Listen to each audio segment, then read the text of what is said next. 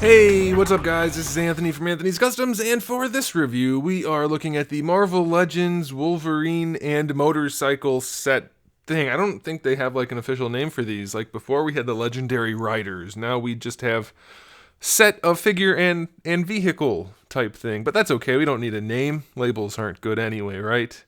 Anywho, this is Wolverine, aka Patch Wolverine, and a blue motorcycle. So let's go ahead and get it off the stand and take a closer look. This guy stands just about 6 inches tall, not counting the tips on his hair, which makes him about 15.25 centimeters, right around there. And of course, this hair is a little bit shorter, so it'll probably change the height a little bit. Not counting the tips, it's a little closer to the top of his head.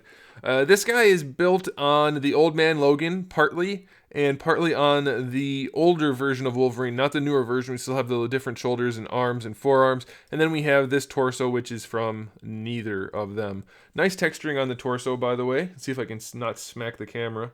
There's a texture throughout all of that cloth. It's probably kind of hard to see since it's all white, but it's kind of nice that it's like that. And then, of course, the pants are textured. There is a little bit of shading on the pants. That's nice. The belt is painted nicely. The belt loops are painted nicely. The hair on his arms are very nice. Odd that he has no hair on his midsection at all, but that's okay, I guess. The neck is actually a separate piece. This part of skin around the shoulders here, that's actually painted. Not too bad. It matches well enough. The face is a separate piece, as is the face on this one. The head is actually the hair itself, and then the face is glued on top. And it makes the eyes look super goofy. So let's go ahead and talk about accessories. We do have two different heads. We have the patch head, which has one eye, and then we have the other head, which does not have a patch and has two eyes and an angry face. Neither of them look particularly human. The one with the patch is a little bit better, and it does have that classic Wolverine hair. This one, in particular, the non-patch one, just looks absolutely terrible. I don't know what's going on with the faces over at Hasbro, but half of them look like monsters. This does not look human. The eyes are so far apart. You could fit two eyes between his eyes, and that's not how it should be. His hair looks windswept like it's on a motorcycle, so I'll give him that. But the sculpt work is just weird. And then having the eyes be recessed behind the face, not good. I mean, the concept's not bad, but they need to make the eyes actually come through to be flush. Like his eyelids are as thick as his lips. Could you imagine that? Could you imagine blinking a mouth worth of skin every time you blinked? Think about it. Now you won't be able to not think about it. Otherwise, the faces are okay, I guess. His patch isn't connected on both straps, though, and it's really, really low on his face. It doesn't line up with his eye.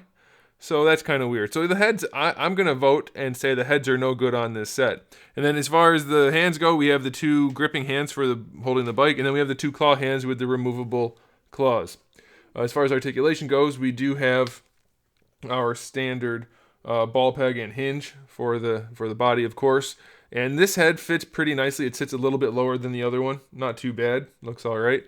And then this head sits just a little bit higher and doesn't look quite as good. It makes him look a little weird. Yeah, it's just a little weird. The shoulders, they work okay. They're well enough.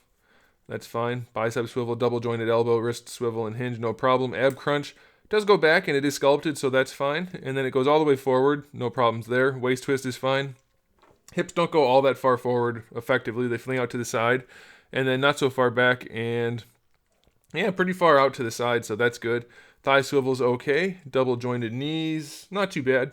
I'll take it. I don't like the way they pocket the kneecap inside the thigh and the shin, but it's okay.